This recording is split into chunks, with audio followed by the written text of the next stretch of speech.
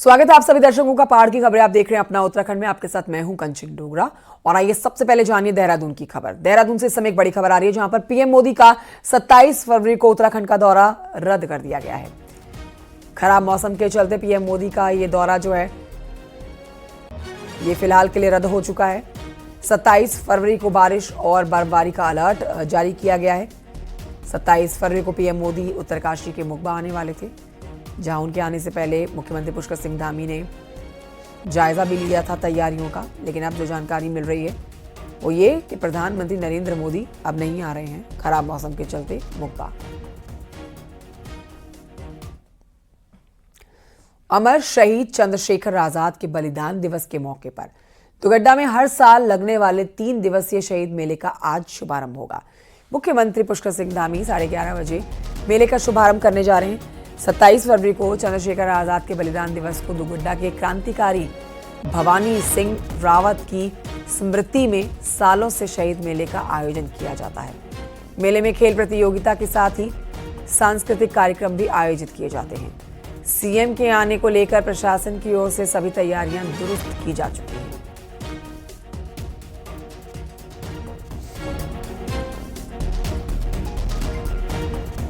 अमर शहीद चंद्रशेखर आजाद के बलिदान दिवस के मौके पर दुगड्डा में लगने वाले 3 दिवसीय शहीद मेले की तैयारियां चल रही हैं। आज पुष्कर सिंह धामी इस मेले में पहुंचेंगे और मेले का शुभारंभ करेंगे। शहीद मेला हर साल शहीद मेला दुगड्डा में लगता है। 1971 में भवानी सिंह रावत जो क्रांतिकारी हैं, उन्होंने इस मेले की शुरुआत करी थी। उनके जिस तरीके से जो जानकारी मिलती है कि चंद्रशेखर आजाद 1930 में आज़ादी के आंदोलन के दौरान भी यहाँ पे पहुंचे थे और क्रांतिकारी साथियों को उन्होंने यहाँ पर दुगड्डा के जंगलों में ट्रेनिंग भी दी थी। तभी से उनकी स्मृति में उनके बलिदान दिवस के मौके पर दुगड्डा में हर साल 3 दिवसीय 25, 26 और 27 फरवरी को इस मेले का आयोजन किया जाता है। पुष्कर सिंह धामी जो मुख्यमंत्री हैं वो पहुंचेंगे 11:15 बजे, उनके पहुंचने का कार्यक्रम है। साथ ही साथ शहीद स्थल पास में है, जहां पे भवानी सिंह रावत क्रांतिकारी हैं, उनकी मूर्ति लगाई गई है। साथ ही साथ चंद्रशेखर आजाद की मूर्ति लगाई गई है। उस मूर्ति को श्रद्धांजलि देंगे और उसके साथ ही साथ शहीद मेले का शुभारंभ भी पुष्कर सिंह धामी करेंगे। अनुपम भारद्वाज, न्यूज़ 18 दुगड्डा। पहाड़ मैदान की आग अब सियासतदानों को झुलसाने लगी है। सोमवार को कई सोशल मीडिया हैंडल पर कांग्रेस विधायक हरीश धामी का एक एडिटेड वीडियो वायरल किया गया, जिसमें मैदानी लोगों पर टिप्पणी करने की बात कही गई। वीडियो को कई बीजेपी के नेताओं के सोशल मीडिया हैंडल से शेयर किया गया। बीजेपी के देहरादून महानगर अध्यक्ष सिद्धार्थ अग्रवाल ने भी अपने इंस्टाग्राम हैंडल पर वीडियो को डाला। हालांकि मामले ने तूल पकड़ा तो अग्रवाल इस पोस्ट को डिलीट कर देते हैं। दूसरी ओर कांग्रेस विधायक हरीश धामी ने सोशल मीडिया पर वीडियो को पोस्ट करके जवाब दिया है। उन्होंने कहा है कि उन्होंने किसी को गाली नहीं दी है, मेरा वीडियो काट छांट कर जानबूझकर डाला गया है। उन्होंने चेतावनी दी है कि यदि ऐसा कोई दोबारा करेगा तो इसका जवाब दिया जाएगा।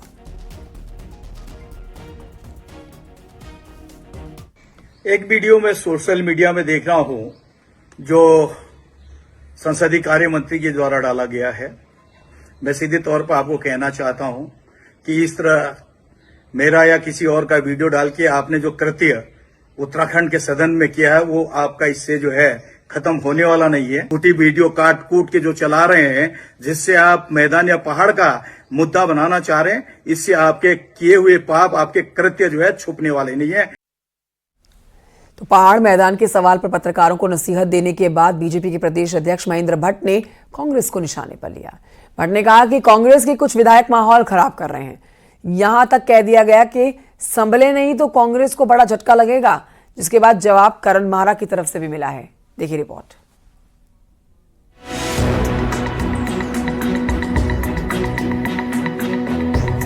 उत्तराखंड विधानसभा का बजट सेशन भले ही खत्म हो गया हो, लेकिन पहाड़ मैदान को लेकर छिड़ा बवाल शांत नहीं हो रहा है। बीजेपी प्रदेश अध्यक्ष महेंद्र भट्ट का कहना है कि पिछले कुछ समय से कुछ लोग पहाड़ मैदान जैसे शब्दों का प्रयोग कर माहौल को खराब करने की कोशिश कर रहे हैं। उन्होंने सीधे कांग्रेस पर हमला किया और कहा कि कांग्रेस के कुछ विधायक सदन से लेकर सड़क तक ऐसा माहौल बनाने का प्रयास कर रहे हैं जो ठीक नहीं है। भट्ट ने यहाँ तक कह दिया कि कांग्रेसी विधायकों पर लगाम नहीं लगाई तो भविष्य में उन्हें बड़ा झटका लगेगा। मैं मानता हूँ, मैं देख भी रहा हूँ कि कांग्रेस के कुछ विधायकों द्वारा इस प्रकार के इस राज्य के अहित में चीजों को खड़ा करने का प्रयास किया जा रहा है। मैं कांग्रेस के वरिष्ठ नेताओं से आग्रह भी करूंगा कि अपने विधायकों को सचेत करें। इस प्रकार की बयानबाजी जैसे मैंने किया कल मैंने अपने विधायक प्रेम जी को, मंत्री भी थे, उनको बुलाकर हमने कहा इस प्रकार की शब्दावली का प्रयोग न करें। और मैं देखना चाहता हूँ कांग्रेस के प्रदेश अध्यक्ष के अंदर वो नैतिक बल है कि जो सदन के अंदर उनके विधायकों ने जिस प्रकार से मैदानी पहाड़ी शब्दों की शब्दावली का प्रयोग करके और एक प्रकार का कुचक्र राज्य के अंदर खड़ा करने का काम कर रहे हैं, क्या आपने विधायक को बुलाकर वो इस प्रकार का संदेश देने का काम करेंगे? मैं इस बात को इसलिए कह रहा हूँ कि इस प्रकार का अगर माहौल बनेगा तो कांग्रेस को एक बहुत बड़ा झटका भविष्य में लगने वाला है। दूसरी ओर कांग्रेस प्रदेश अध्यक्ष करण माहरा ने बीजेपी अध्यक्ष पर तीखा पलटवार किया और यहां तक कह दिया कि बीजेपी नेता अपना मानसिक संतुलन खो चुके हैं। यही नहीं, करण माहरा ने ये भी कहा कि कांग्रेस उत्तराखंड में रहने वाले किसी भी नागरिक का अपमान सहन नहीं करेगी। माहरा ने ये भी कहा कि कई अपराधियों को पाल रही बीजेपी नैतिकता की बात बिल्कुल ना करे। देखिए ना, धमकी देना छोड़ दीजिए। गाली आप दो, झटका कांग्रेस को लगेगा। आप पहाड़ के लोगों को गाली दें। मेरे को लगता है निकाय चुनाव में जो पहाड़ में हार हुई है बीजेपी की, मानसिक संतुलन खो दिया है महेंद्र भट्ट जी ने। क्या करेंगे आप? गाली भी आप ही के मंत्री दें, मारपीट भी आप ही के मंत्री करें और बुरे दिन आएंगे कांग्रेस के। किस हवा में है मंत्री, किस हवा में है अध्यक्ष जी? गलतफहमी छोड़ देनी चाहिए अध्यक्ष जी को। ऋषिकेश नगर निगम चुनाव से शुरू हुई पहाड़ मैदान की सियासत बजट सेशन से होते हुए सोशल मीडिया प्लेटफॉर्म और अब सत्ता के गलियारों तक पहुंच गई है। पहाड़ मैदान की ये सियासी आग अभी और कितनों को झुलसाएगी और कहां जाकर खत्म होगी, कुछ कहा नहीं जा सकता। देहरादून से न्यूज 18 के लिए सुनील नौप्रभात की रिपोर्ट।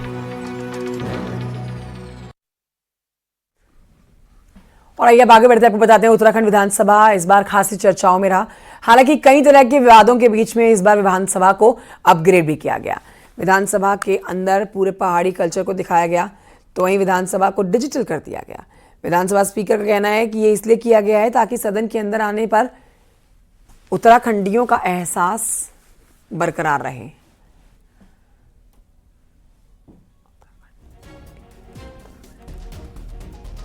सोच यही है कि जब आप अपनी विधानसभा में आए तो आपको लगे कि आप उत्तराखंड की विधानसभा में आए हैं।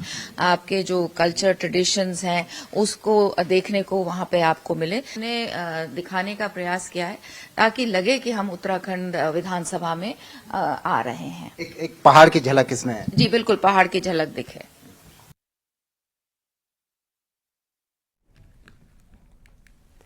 देहरादून राजभवन में उत्तराखंड राज्य आपदा प्रबंधन प्राधिकरण के कार्यक्रम में सीएम धामी पहुंचे। सीएम धामी ने केदारनाथ क्षेत्र के कार्यों से संबंधित कॉफी टेबल बुक का विमोचन किया और इसके साथ ही USDMA डैशबोर्ड का लोकार्पण किया। सीएम धामी ने कहा है कि हमारे राज्य में आपदा अभी भी आ जाती है, कभी भी आ जाती है और इसीलिए हमें हमेशा आपदा से निपटने के लिए तैयार रहना होगा।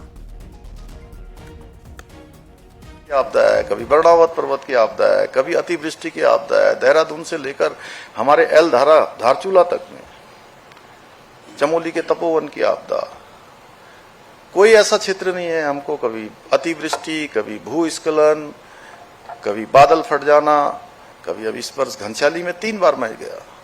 तो इन आपदाओं से हमको तैयार रहना है, नवाचार को अपनाना है, एआई को और ज्यादा हमको, क्योंकि आने वाला समय एआई का है। मैं तो चाहूंगा कि हमारा जो आपदा प्रबंधन विभाग है पूरी तरह से एआई को, उसके लिए और हमें संसाधन भले ही लगाने पड़े। हम आपदाओं को रोक नहीं सकते, लेकिन आपदाओं को मिनिमाइज कर सकते हैं, उनके प्रभाव को कम कर सकते हैं। तो इस दिशा में अभी बहुत हमने ये शुरुआत की है। और इस समय एक बड़ी खबर आ रही है देहरादून से, जहां पर सरकार ने राज्य महिला आयोग और राज्य बाल आयोग के अध्यक्षों का कार्यकाल कुछ समय के लिए बढ़ा दिया है। कुसुम कंडवाल को राज्य महिला आयोग की, तो वहीं राज्य बाल आयोग के अध्यक्ष गीता खन्ना का कार्यकाल बढ़ा दिया गया है।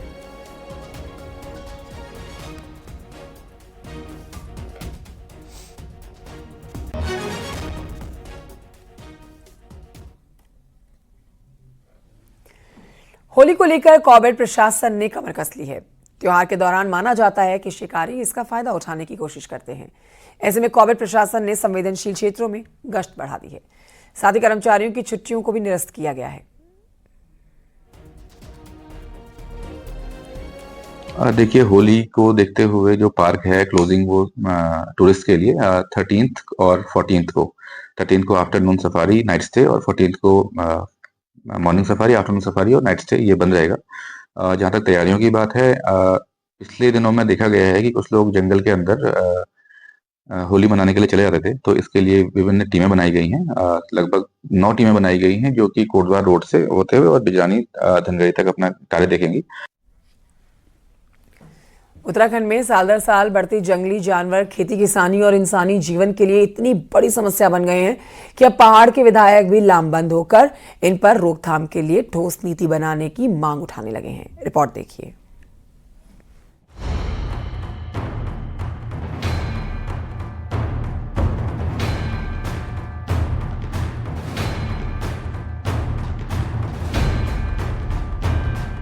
उत्तराखंड में बाघ, गुलदार, सुअर, बंदर, भालू खेती बागवानी के साथ ही इंसानी जीवन के लिए मुसीबत बनने लगे हैं। हालात ये है कि लोग पहाड़ों से हो रहे पलायन के पीछे इसे मुख्य कारण मान रहे हैं। हाल ही में जारी हुई राज्य की आर्थिक सर्वेक्षण रिपोर्ट में भी इस बारे में इसे शामिल किया गया है। रिपोर्ट बताती है कि उत्तराखंड में साल दर साल जंगली जानवरों की संख्या में लगातार इजाफा हो रहा है। जहाँ स्नो लेपर्ड की संख्या के मामले में उत्तराखंड देश में जम्मू कश्मीर के बाद दूसरा राज्य बन गया है।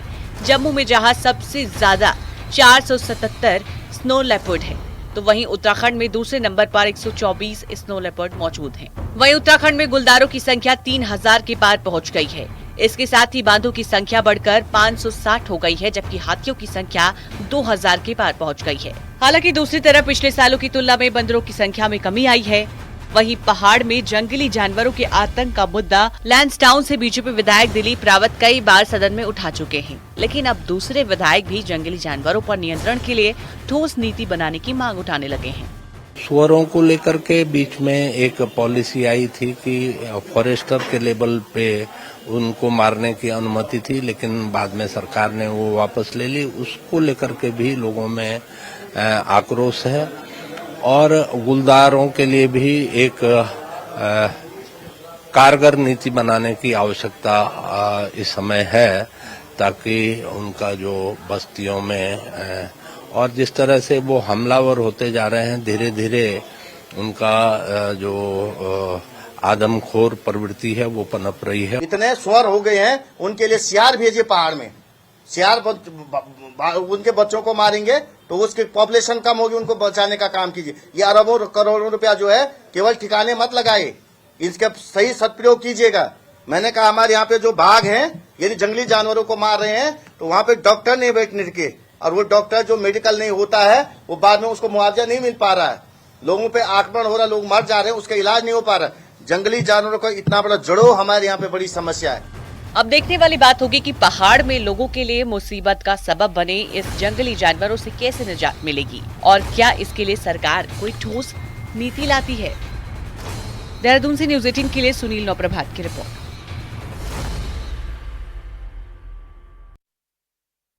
उधर नैनीताल के कुमाऊं विश्वविद्यालय ने सोमवार को अपनी जमीनों को अतिक्रमण से मुक्त कराने का अभियान चलाया, तो उसको कई जगह विरोध का भी सामना करना पड़ा। अतिक्रमण हटाने गए कुल सचिव के साथ ही अन्य कर्मचारियों पर भी अतिक्रमणकारी आरोप लगाने लगे। हालांकि इस दौरान कुछ अतिक्रमण को हटाया जरूर गया, लेकिन इसके लिए विरोध के चलते विश्वविद्यालय की टीम लौट भी गई। विश्वविद्यालय ने अपनी जमीन पर 17 बाहरी लोगों के द्वारा अतिक्रमण पर कार्रवाई शुरू की है।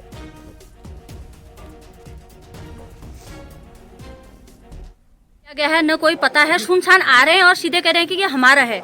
मतलब ये आके सीधे तो घर में यहाँ कोई नहीं है, हल्द्वानी गए उनका घर तोड़ दिया गया है, उनके घर में जेवरात हैं, कोई चोरी हो जाए उसका हर्जाना कौन भरेगा। पुलिस प्रशासन लेके आए हैं, लोगों को धमकियां दी जा रही हैं, गरीब लोगों को डराया जा रहा है। यहाँ एनक्रोचमेंट हो रहा है, वो हमारे ही एम्प्लॉय जो कुछ रिटायर हो जा रहे हैं वो यूनिवर्सिटी के एडजॉइनिंग एरिया पे, यूनिवर्सिटी की बाउंड्री के बगल पर मतलब टेम्परेरी स्ट्रक्चर खड़ा कर दे रहे हैं। तो उनको काफ़ी टाइम से नोटिस दिए गए, नोटिस चस्पा किए गए, लेकिन वो नहीं माने। तो उसके बाद जो टेम्परेरी जितने भी थे वो टेम्परेरी दो टेम्परेरी उसको हटाया। पहाड़ों में सड़क डबल लाइन बनने से सफर सुहाना हो गया है। और शानदार हो गया है। देहरादून ऋषिकेश हरिद्वार से 10 घंटे का सफर मात्र 5 से 6 घंटे में पूरा हो रहा है, जिससे यात्री खुश हैं।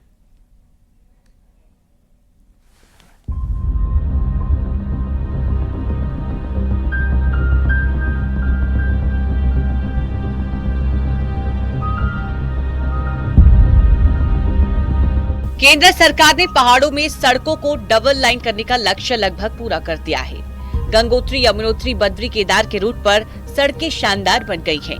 वहीं सड़क अच्छी होने से यात्रियों की संख्या में भी इजाफा हुआ है और स्थानीय निवासी भी खुश हैं। कि यात्रा को एक जो मार्ग है उस मार्ग को अच्छे ढंग से बनाना और यात्रा को डिस्टर्ब ना होना, ये एक यात्रा की सबसे बड़ी सोच है।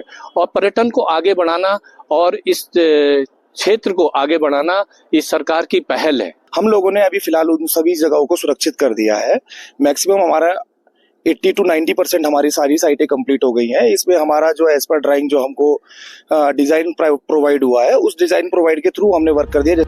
हालांकि कुछ जगहों पर लैंडस्लाइड का खतरा है, जिसे ठीक करने का काम लगातार जारी है। कमेंडा, नंदा प्रयाग, छिनका, टिंगड़ी ऐसे भूस्खलन जोन हैं जो बरसात के दौरान सक्रिय होते हैं। वहीं प्रशासन का कहना है कि मार्च महीने तक इन जगहों को ठीक कर दिया जाएगा।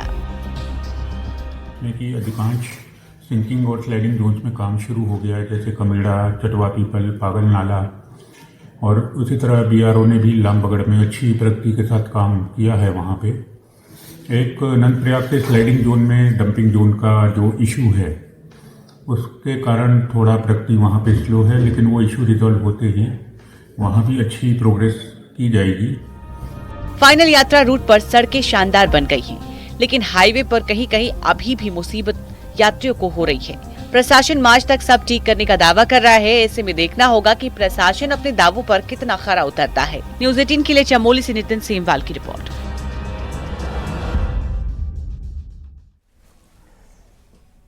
हल्द्वानी में जाम खत्म करने के इसलिए सरकार अब 3.5 किलोमीटर का नया बाईपास बनाने जा रही है।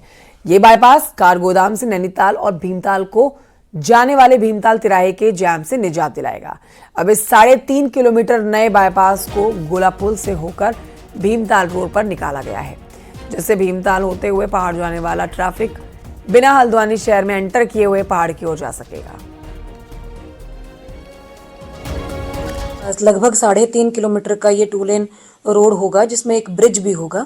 ये आपके रानीबाग और गुलाब घाटी दोनों जो हमारे बॉटलनेक्स हैं नेशनल हाईवे पर, इनको ये बाईपास कर देगा। और जो सबसे ज़्यादा इशू ट्रैफिक जाम का रहता है वो इन्हीं 2 जंक्शंस पर हमें फेस करने को मिलता है। तो इसको वो पूरा कंप्लीट बाईपास करने से काफ़ी राहत जो ट्रैफिक है उसको हम हल्द्वानी के बाहर से ही निकाल पाएंगे।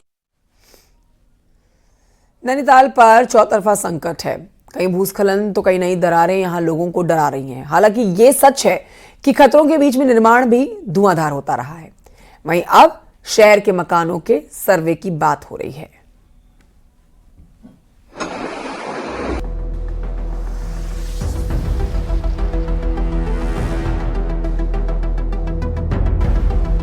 भूकंप के लिए संवेदनशील शहर नैनीताल के मकानों का अब सर्वे होगा। 1000 भवनों की जांच CBRI यानी सेंट्रल बिल्डिंग रिसर्च इंस्टीट्यूट करेगा।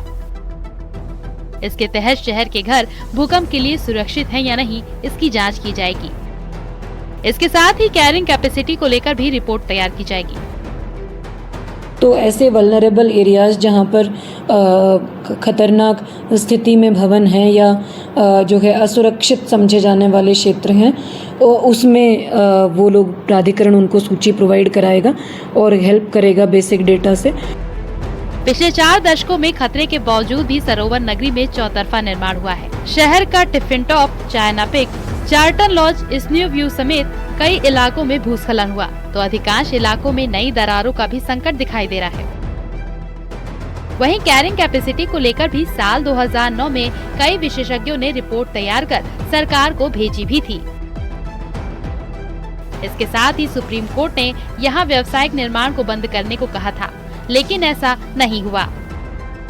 मैं 10 जगह आपको दिखा सकता हूँ जहाँ नई क्रैक डेवलप हो रहे हैं। कई दफे हमने मुद्दे उठाए, सब कह रहे हैं हम हमारे संज्ञान में। आप कर क्या रहे हैं? नालियों का स्लोप पहाड़ की तरफ होना चाहिए, ढलान की तरफ होता है। बरसात में आके आप उसका मुआयना करिए तो आपको भयानक स्थिति जो है उसके बारे में पता लगी। आज की स्थिति आप देखिए, जो अंग्रेज़ों के समय में प्रोहिबिटेड जोन था और जिसको ग्रीन बेल्ट झील विकास प्राधिकरण ने कहा था, और जो हमारे वेटलैंड्स हैं और नाले हैं, वहाँ पर सबसे ज़्यादा अवैध निर्माण हो गया है। बहरहाल पूरा नैनीताल खतरे में है, लेकिन 1000 मकानों के सर्वे पर सवाल उठ रहे हैं। नैनीताल से न्यूज़ 18 के लिए वीरेंद्र बिस्ट की रिपोर्ट।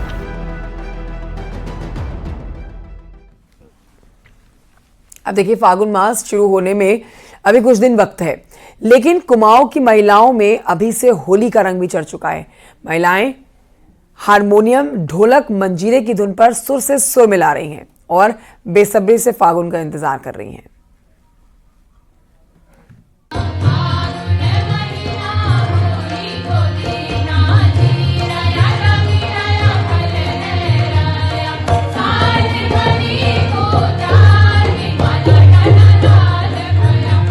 होली के ये सुरीले सुर कुमाऊं के मैदान हल्द्वानी के हैं, जहां पहाड़ की महिलाएं तरह तरह के होली आयोजनों में व्यस्त हैं। खास बात यह है कि इन आयोजनों के दौरान पहाड़ के पारंपरिक सुर आने वाली पीढ़ी से साझा किए जा रहे हैं।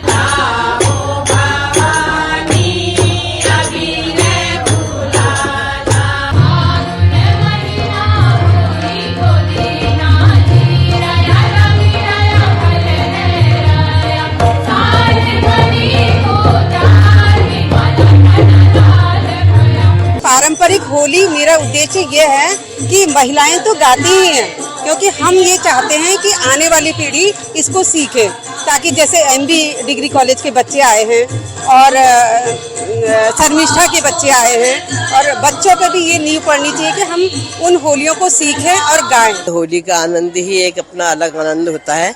यहाँ बहुत सारी टीमें प्रतिभाग कर रही हैं।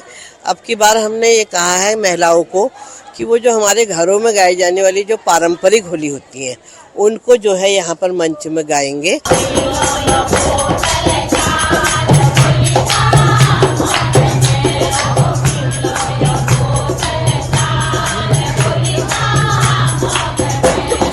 खास बात ये भी है कि इन होलियों के आयोजन का हिस्सा बनकर नई पीढ़ी के होलियार भी बेहद खुश हैं और इन आयोजनों को एक अवसर के तौर पर देख रहे हैं। अब हाल की जनरेशन में ऐसा देखा जा रहा है, जिसको जेनजी बोलते हैं, लेकिन बोलते हैं कि वो बहुत खराब है, बट मेरे हिसाब से मुझे ऐसा लगता है कि मैं भी जेनजी हूँ। मुझे ऐसा लगता है कि हमारी जनरेशन थोड़ा अच्छी की तरफ ज़्यादा बढ़ रही है, क्योंकि हम लोग को, मेरे को पर्सनली होली और अपना लोकगीत बहुत पसंद है और मेरे को उसको गाने में बहुत गर्व महसूस होता है। परंपरागत पुरानी होलियाँ होती हैं कुमाऊनी, उसमें शिव जी का, पार्वती जी का वर्णन होता है, और उसके अलावा उस टाइम जो कि फल वल जो आते हैं, जो फूल वगैरह आते हैं, जो हमारा इन्वायरमेंट रहता है उस टाइम पे, उस चीज़ पे भी होली का उसमें वर्णन रहता है। जाहिर है कुमाऊं में होली महज गीत संगीत और हंसी ठिठोली का त्योहार नहीं है, यहाँ ये परंपरा को आगे बढ़ाने का भी त्योहार है। इसलिए यहाँ हर पीढ़ी की महिला इस रंग में रंगी दिखाई देती है। हल्द्वानी से न्यूज़ 18 के लिए शैलेंद्र नेगी की रिपोर्ट। टॉप 10 देखिए। अल्मोड़ा समेत बीजेपी के कई नगर अध्यक्षों का स्वागत किया गया। बीजेपी कार्यकर्ताओं ने इस मौके पर आतिशबाजी की। पिथौरागढ़ को जिला बने 65 साल हो गए हैं। जिला बनने की वर्षगांठ पर कई संगठनों ने कार्यक्रम का आयोजन किया। रुड़की में मंगलोर के गदरजुड्डा गांव में पुलिस को दो पक्षों के बीच में झगड़ा हुआ।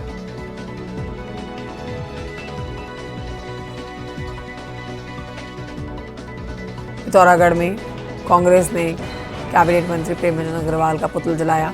कांग्रेस ने प्रेमचंद अग्रवाल को कैबिनेट से हटाने की मांग की। हरिद्वार में चल रहे कांवड़ मेले के दौरान पुलिस सुरक्षा व्यवस्था के साथ शिव भक्तों की सेवा भी कर रही है। अल्मोड़ा के जिला पंचायत परिसर में स्वतंत्रता संग्राम सेनानी राम सिंह धोनी की जयंती मनाई गई।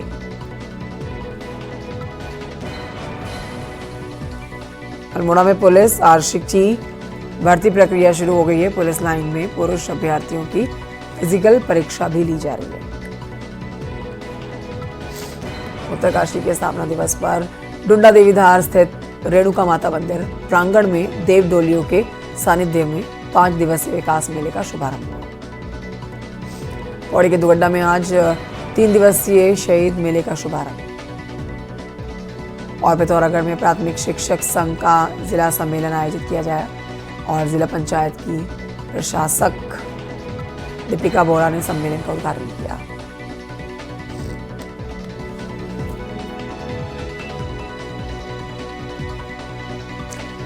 यहाँ वक्त एक छोटे से ब्रेक का, कहीं मत जाइए, जल्द लौट रहे हैं।